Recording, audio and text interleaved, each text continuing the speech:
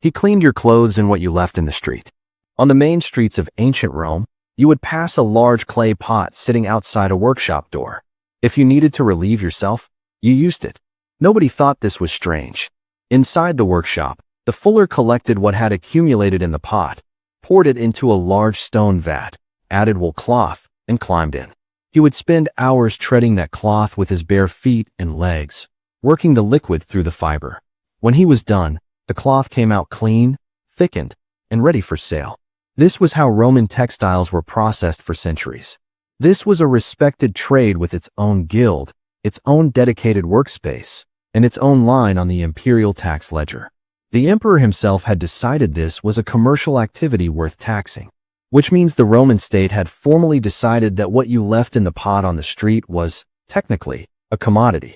This is the story of the fuller and the city that built its textile industry on something everyone produced and nobody thought twice about contributing. To understand why urine was the specific substance at the center of this trade, you have to understand what the fuller was actually trying to do to wool cloth and why the chemistry of the problem pointed directly to this particular solution. Raw wool cloth, freshly woven, was not ready to wear. It contained lanolin, the natural oil secreted by sheep that protects the fleece and helps fibers mat together during weaving, as well as dirt, vegetable matter, and various residues from the production process. Before the cloth could be dyed, cut, or sold, these had to be removed.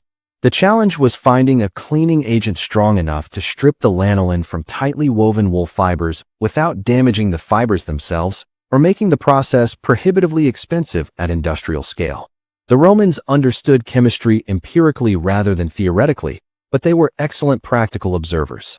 And what practical observation had established, probably through centuries of accidental discovery, was that aged human urine worked better for this purpose than anything else available.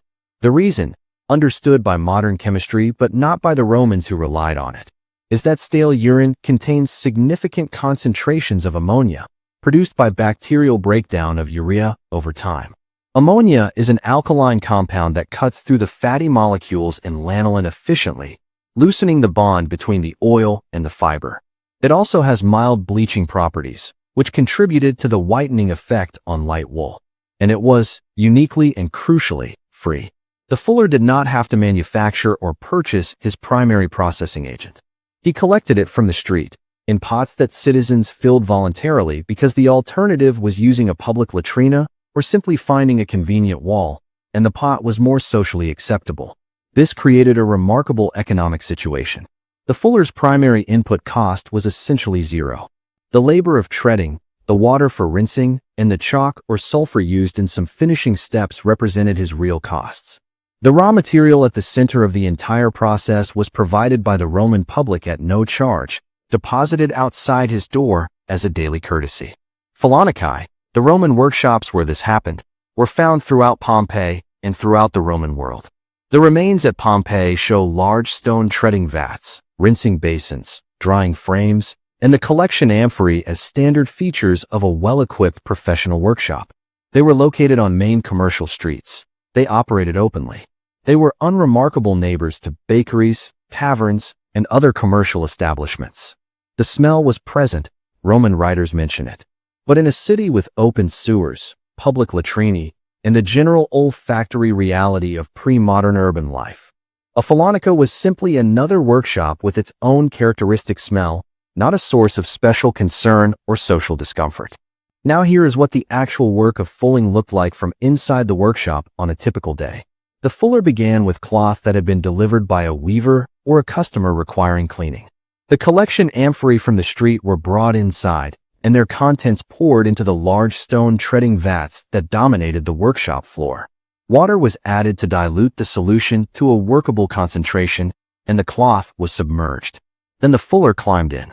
Treading was the primary mechanical action of the entire process. The fuller walked continuously through the submerged cloth, pressing his feet and legs into the fabric repeatedly, working the ammonia solution through the fibers from all directions. The physical demands were considerable. The vats were typically waist-deep when full, which meant the fuller was partially submerged for hours at a time. The treading motion required sustained leg and core muscle effort, similar in demand to climbing stairs without stopping. In larger phalanca, multiple workers would tread multiple vats simultaneously, supervised by a master fuller who managed the timing and quality of each stage. Pompeii's phalanca of Stephanus, one of the best preserved examples, shows a layout designed for exactly this kind of coordinated multi-worker operation. After sufficient treading time, the cloth was removed, rinsed in clean water basins to remove the ammonia and any remaining lanolin, then stretched on wooden frames to dry in a specific pattern that helped the fibers set correctly. Some processes involved an additional step of pressing the cloth against a large cage containing sulfur, whose fumes had mild bleaching and sanitizing effects on light-colored wool. The finished cloth came out of this process clean, slightly thickened, and with a surface texture that the treading process had improved. It was then returned to the customer or sold through the fuller's commercial connections. Wealthy Romans sent their fine togas to the phalanca regularly, the equivalent of modern dry cleaning, for the city's most socially important garments. The toga that a senator wore to address the forum had almost certainly been processed in a vat of collected street urine. This was known. It was unremarkable.